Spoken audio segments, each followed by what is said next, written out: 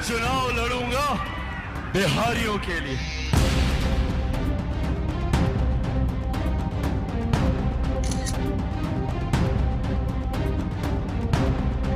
बिहारी का नाम है इस्लाम, इंसानियत को जिंदा करने का नाम है इस्लाम।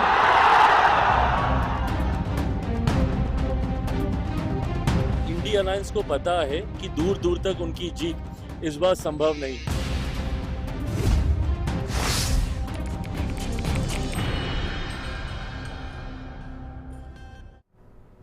बाहुबली बिहार चुनाव है सरकार। नमस्कार, आप देख रहे हैं प्राइम न्यूज और मैं हूं आपके साथ श्रुति अंगद। कुछ ही देर में पटना में बिहार विधानसभा चुनाव का ऐलान होगा। चुनाव आयोग प्रेस कॉन्फ्रेंस करेगा। कुछ ही देर में बिहार चुनाव की तारीखों का ऐलान है। चुनाव आयोग शाम 4 बजे प्रेस कॉन्फ्रेंस करेगा। सभी 243 सीटों के लिए तारीखों का ऐलान होना है। 2 से 3 चरणों में ही हो सकते हैं बिहार चुनाव। बिहार में एफआईआर के बाद मतदाता की जो सूची है वो भी जारी की गई। बिहार में एफआईआर के बाद 3.92 करोड़ पुरुष मतदाता है और ऐसे में महिला मतदाताओं की संख्या बस कुछ कम है। बिहार विधानसभा चुनाव 2025 को लेकर इंतजार अब खत्म होने जा रहा है। आज चुनाव आयोग ऐलान करने जा रहा है कि बिहार विधानसभा चुनाव की तारीख कब होगी, क्या होगी, कैसी व्यवस्थाएं रहेगी, साथ ही ये कितने फेज में होनी है। इसके साथ ही ये भी ऐलान हो जाएगा कि वोटों की गिनती कब होगी, यानी कि रिजल्ट कब आएंगे, नतीजे कब आएंगे और जनता का जनादेश किसके पक्ष में आया। चुनाव आयोग ने आज ही एक प्रेस कॉन्फ्रेंस बुलाई है। ये प्रेस कॉन्फ्रेंस आज शाम 4 बजे बुलाई गई है। प्रेस रिलीज के अनुसार चुनाव की प्रेस कॉन्फ्रेंस नई दिल्ली स्थित विज्ञान भवन में होगी। सूत्रों से मिली जानकारी के अनुसार आपको बेहद अहम खबर बता दें। इस प्रेस कॉन्फ्रेंस में चुनाव आयोग बिहार विधानसभा चुनाव 2025 की वोटिंग और काउंटिंग समेत सभी प्रक्रिया की तमाम तारीखों का ऐलान कर देगा। इसमें वोटिंग, काउंटिंग से लेकर चुनाव संपन्न होने तक की तारीखों का ऐलान कर दिया जाएगा। माना जा रहा है कि इस बार बिहार विधानसभा चुनाव 2 फेज में कराए जाएंगे। बिहार चुनाव के लिए एनडीए में सीटों के बंटवारों पर भी बिहार सरकार के मंत्री नितिन नवीन ने कहा है कि सीटों के बंटवारे पर हमारी पार्टी के वरिष्ठ नेताओं की एनडीए के सभी दलों के दिग्गज नेताओं के साथ बात हो रही है। बिहार विधानसभा चुनाव के 2020 के नतीजे आपको बता रहे हैं। कुल सीट 243, आरजेडी 23% जीती, बीजेपी 20%, जदयू की बात करें 16% और कांग्रेस जो कि मात्र 19 सीटों पर सिमट गई थी। बिहार में जाति समीकरण देख लीजिए। यादव 14% हैं, कुशवाहा 4% हैं, ब्राह्मण 3.7, राजपूत 3.4 और भूमिहार 2.9% है। बिहार की सियासत जाति के इर्द गिर्द ही घूमती है। बिहार में जाति समीकरण कुर्मी 2.9% है, कायस्थ 0.6%, एससी 19%, मुस्लिम समुदाय के लोग 17% और Muslim vote bank, Yadav vote bank जिसे लगातार साधने की कोशिश महागठबंधन की तरफ से किया जा रहा है। 30 सितंबर 2025 फाइनल लिस्ट, बिहार की वोटर लिस्ट जारी की जाती है। सभी दलों का नेतृत्व इस पर सही निर्णय लेने में सक्षम है और बिहार की वोटर लिस्ट 30 सितंबर 2025 फाइनल लिस्ट सभी के सामने जारी की जाती है। वोट प्रतिशत आपको बता रहे हैं। विधानसभा एनडीए में 37%, महागठबंधन बिल्कुल कांटे की टक्कर साल 2020 के विधानसभा चुनाव में देखने को मिली थी। अब इस खबर पर ज्यादा जानकारी के साथ हमारे सहयोगी अमित सिंह न्यूज रूम से जुड़ चुके हैं। सीधे न्यूज रूम का रुख करते हैं। अमित, कुछ ही देर में प्रेस कॉन्फ्रेंस होनी है, क्या कुछ संभावनाएं है इस बार चुनाव कितने फेज में संपन्न होंगे और चुनाव की जो प्रक्रिया है वो किस तरह समय सीमा के अनुसार से संपन्न कराए जाएंगे? चुनाव आयोग की तरफ से क्या कुछ तैयारी चुनाव को लेकर?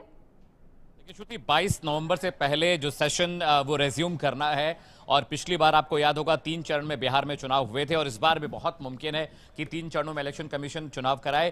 करीब 4 बजे के आसपास गणेश कुमार दिल्ली के विज्ञान भवन से एक प्रेस कॉन्फ्रेंस करने वाले हैं। उसमें दोनों जो डेप्यूटी चीफ इलेक्शन कमिश्नर है वो भी उनके साथ होंगे और इस प्रेस कॉन्फ्रेंस के बाद तमाम डिटेल साझा की जाएंगी। कितने फेज में इलेक्शन होना है, डिप्लॉयमेंट ऑफ फोर्सेस कितना होगा, कितने बूथ होंगे, कितने पोलिंग स्टेशन बनाए जाने हैं और किस किस इलाके में क्या क्या व्यवस्था इलेक्शन कमीशन करने जा रहा है। लेकिन देखिए, अगर पिछले चुनावों की बात करें तो पिछले चुनाव में दो जो चरण थे वो नवंबर में और एक चरण जो था वो अक्टूबर में हुआ था और इस बार भी ऐसा ही लग रहा है। लेकिन छठ के बाद कभी भी इलेक्शन की तारीखों का ऐलान चुनाव कराए जा सकते हैं। पिछली मर्तबा 2020 की बात करें तो 28 अक्टूबर को फर्स्ट फेज हुआ था, इसके अलावा 3 और 7 नवंबर को सेकेंड और थर्ड फेज हुआ था। लेकिन इस बार का चुनाव बहुत अहम है क्योंकि इस बार एसआईआर का मुद्दा लगातार पूरे कैंपेन में छाया रहा।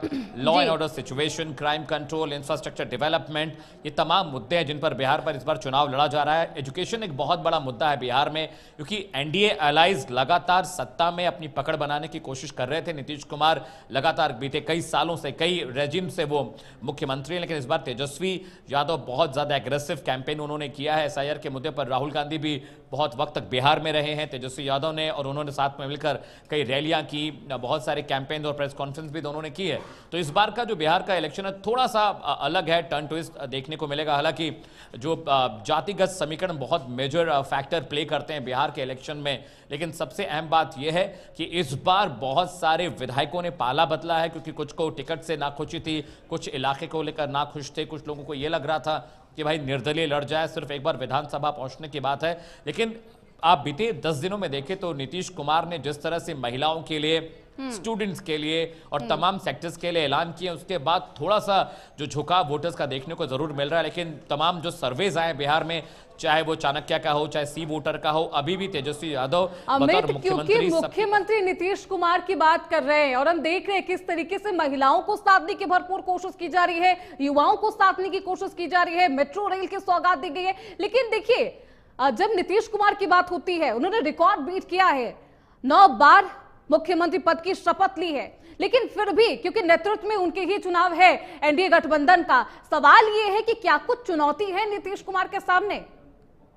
देखिए, एक तो एंटी इनकम्बेंसी एक बहुत मेजर फीचर है, हालांकि बहुत ज़्यादा देखने को नहीं मिला। देखिए, नीतीश कुमार के लिए सबसे बड़ा चैलेंज तो उनकी हेल्थ है, उनकी तबीयत है, क्योंकि लगातार विपक्ष इस बात को लेकर उन पर निशाना साधता रहा कि उनका ये आखिरी पॉलिटिकल जो होगा रेजिम होगा, उसके बाद वो राजनीति छोड़ रहे हैं। उनके बेटे की भी राजनीति में आने की लगातार बातें हो रही हैं। सबसे बड़ा जो चैलेंज बिहार में किसी भी मुख्यमंत्री के लिए होगा, चाहे वो इंडी गठबंधन का हो या एनडीए का हो, लॉ एंड ऑर्डर सिचुएशन बहुत इंपॉर्टेंट है, क्राइम कंट्रोल बहुत इंपॉर्टेंट है।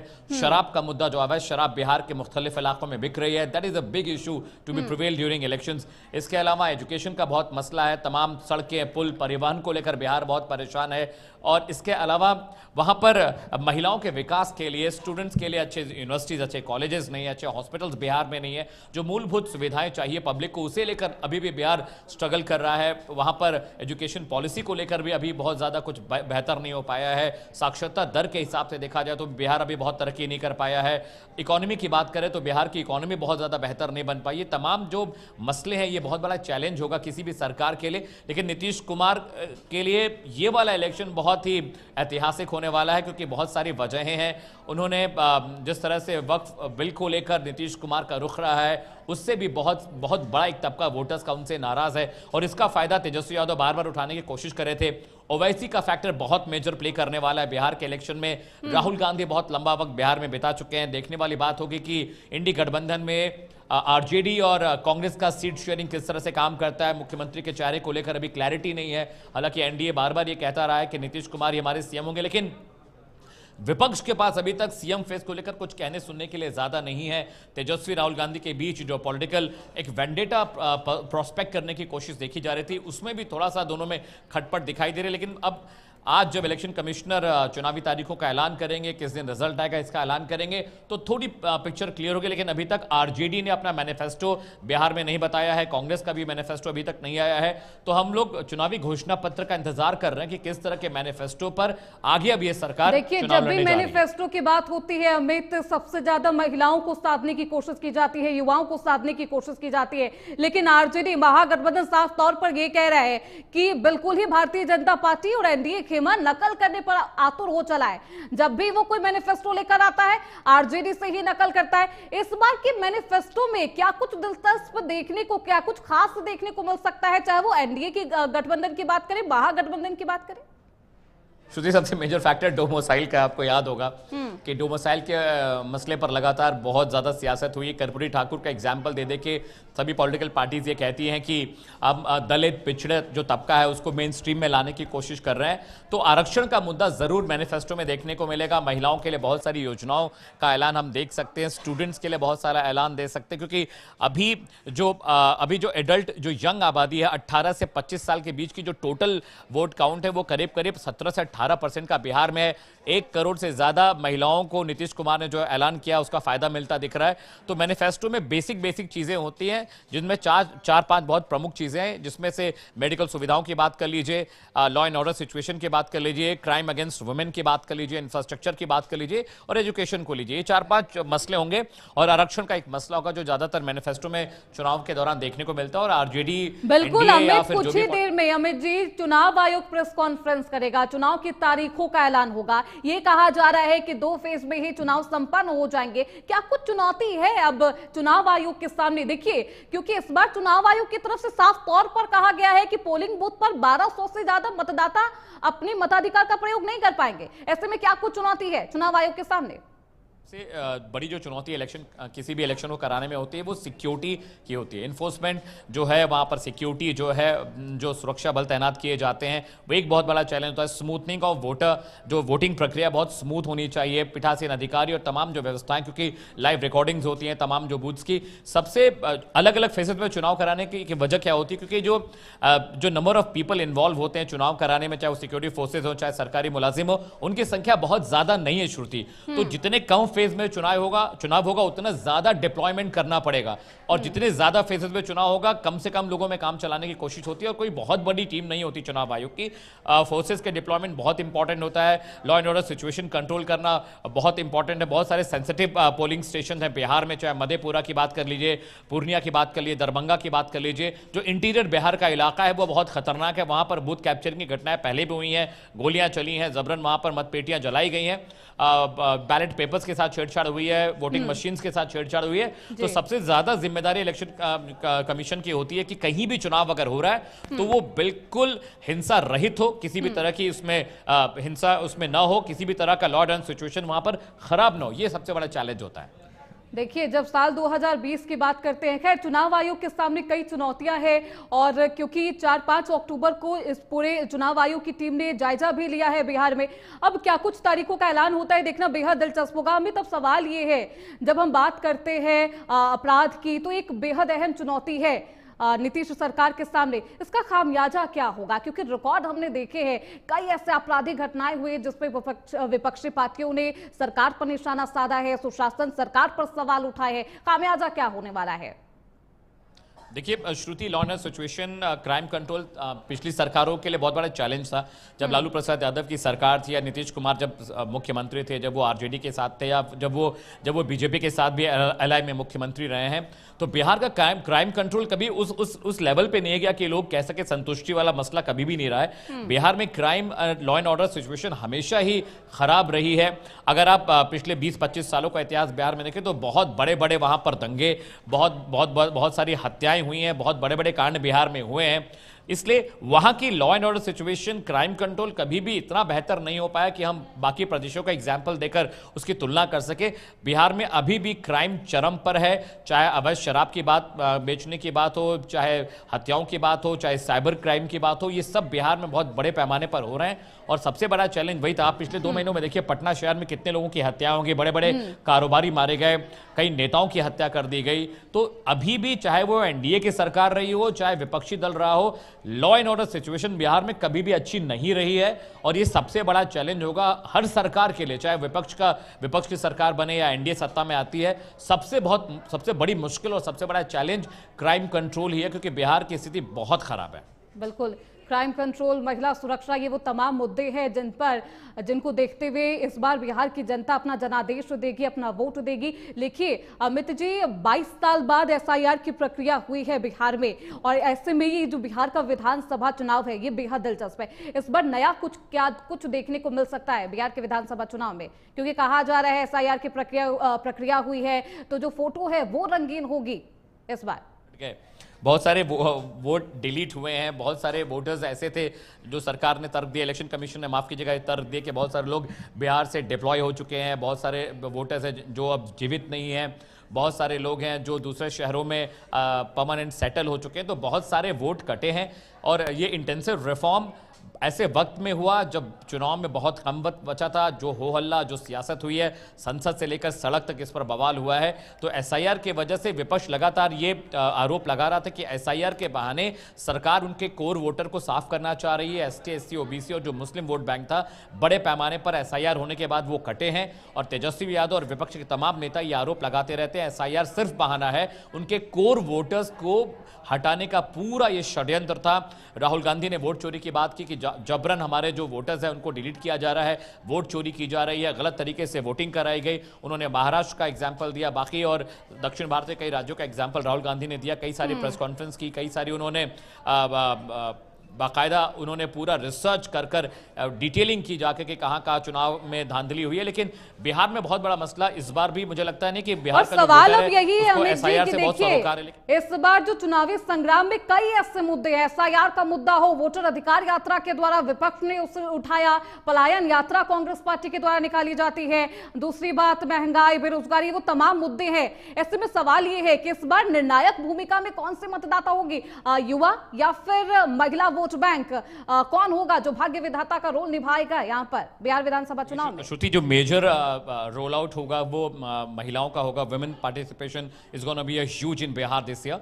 इसके अलावा जो यंगस्टर्स हैं, जो 18 से 25 साल की उम्र के जो वोटर्स हैं, they gonna play a major role in elections. लेकिन बहुत मेजर जो पार्ट है वो, क्योंकि महिलाएं बहुत जागरूक हो गई हैं, महिलाएं सबसे ज़्यादा पुरुषों के मुकाबले, अगर आप पिछले 10 साल के वोट पैटर्न का स्टडी करेंगे तो आप पाएंगे कि महिलाएं पुरुषों के मुकाबले ज़्यादा घरों से निकलकर वोट करती हैं। यंगस्टर बहुत जागरूक है, वो अपने वोट राइट्स को, अपने वोटर राइट्स को समझता है। और बिहार में जो अब जो नई जनरेशन बिहार की है, वो चाहती है कि बिहार डेवलप करे, आगे बढ़े। महिलाओं को ही साधने की कोशिश दोनों ही गठबंधन की तरफ से किया जा रहा है। अब ऐसे में महिलाएं किसका साथ देती है, किसके पक्ष में जनादेश देती है, देखना बेहद दिलचस्प होगा। बहुत शुक्रिया अमित जी आपका तमाम जानकारियों के लिए। तो बिहार में विधानसभा चुनाव और कुछ ही देर में चुनाव की तारीखों का ऐलान हो जाएगा।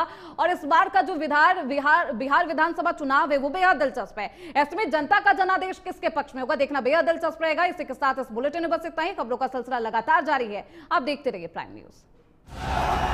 ये एनडीए भाजपा की सरकार जाने वाली है।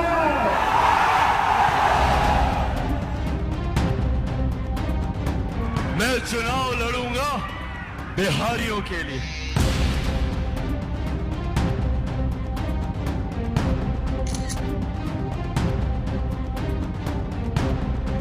बिहारी का नाम है इस्लाम, इंसानियत को जिंदा करने का नाम है इस्लाम।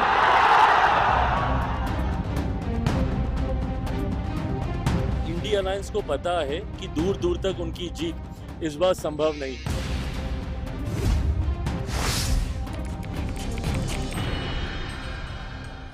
कुछ लोग खाते पीते